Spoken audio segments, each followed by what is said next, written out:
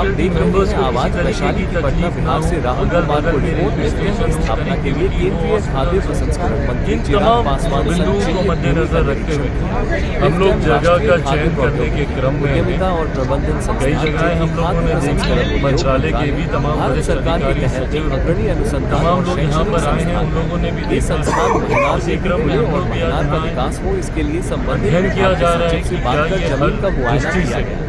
क्या ये उचित स्थान होगा। थोड़ा समय अभी और लगेगा, बट सोच है इसकी कि जल्द से जल्द इसका शिलान्यास करके इसकी शुरुआत अपने मौजूदा कार्यकाल में ही मैं करूं। इस सोच के साथ तीव्र गति से इस पर कार्य बढ़ाया जा रहा है। इस जगह को लेकर आपको कैसा लग रहा है कि मतलब चूंकि पिताजी आपके यहाँ पे कभी नींव डाले थे, वो पूरा नहीं हो सका, अब एक बड़ा सोच लेकर आप फिर से आए हैं, वो एक मौका। जब वो इस्पात मंत्रालय का विभाग की जब वो जिम्मेदारी संभाल रहे थे, उस वक्त सेल के द्वारा कई ज़मीन का को लिया गया था अलग अलग सोच के तहत। उस कार्यकाल में जो उनकी सोच थी उसको पूरी तरीके से धरातल पर नहीं उतार पाए, पर जैसा मैंने कहा कि उनकी ही सोच को आगे बढ़ाने के प्रयास के साथ मैं आगे बढ़ने का काम कर रहा हूँ। इस ज़मीन को केंद्र सरकार के पास सेल के पास दिलवाने का काम उन्होंने ही किया था। अगर हम लोग इस ज़मीन पर इसको बनाते हैं तो मुझे लगता है कहीं ना कहीं उनका वो सपना पूरा होगा जिस सोच के साथ उन्होंने अपने इस विभाग के पास इस ज़मीन को लिया। चिराग जी, देश गुस्से में है, जो घटना हुई, आपने काफ़ी कुछ कहा है, सुरक्षा को लेकर भी कुछ लोग सवाल खड़ा कर रहे हैं, उस पर क्या कहिएगा जो लोग सुरक्षा के पे सवाल कर रहे हैं? देखिए, मुझे लगता है आज की तारीख में सबसे पहले पूरे देश को एकजुट होकर आतंकवाद से लड़ने की ज़रूरत है।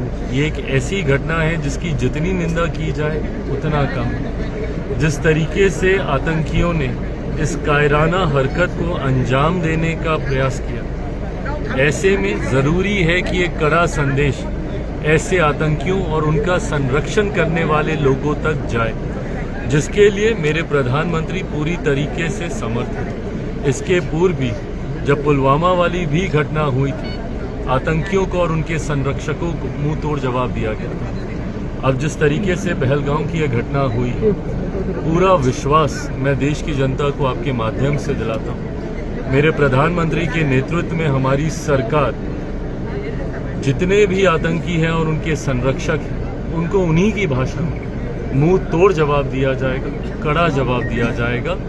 नीतिगत पक्ष पे भी इसकी पहल शुरू की जा चुकी है। जिस तरीके से इंडस वाटर ट्रीटी को लेकर उस पर रोक लगाई गई है, सिंधु समझौता जो हुआ था उसको लेकर जिस तरीके से रोक लगाई गई, और लंबे समय से हम लोग चाहते भी थे कि ये भी होना चाहिए, क्योंकि बंटवारे के समय जिस तरीके से इसका बंटवारा किया गया, 6 नदियों का पानी हमारे यहाँ से जाता है, पर उसका लगभग 80% भाग पाकिस्तान को जाता है और मात्र 20% हम लोग को मिलता है।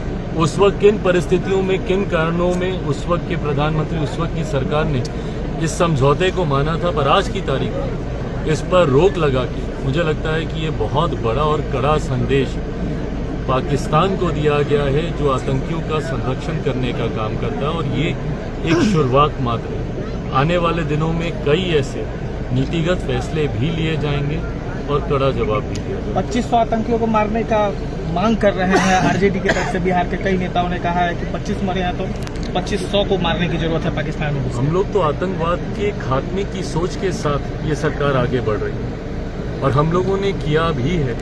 इसके पूर्व भी जब आप सर्जिकल स्ट्राइक आप देखिएगा, चुन चुनकर ऐसे आतंकियों के अड्डों को निशाना बनाया गया जहां पे वो अपना पालन पोषण और अपने आप को विस्तार देने का कार्य करते थे। बचे कुचे जितने हैं, आज मेरे प्रधानमंत्री ने मधुबनी में बोला ही कि जो बचे कुचे हैं उन्हें भी जल्द मिट्टी में मिला दिया जाएगा। ये विश्वास भारत की जनता रखती है हम लोगों को।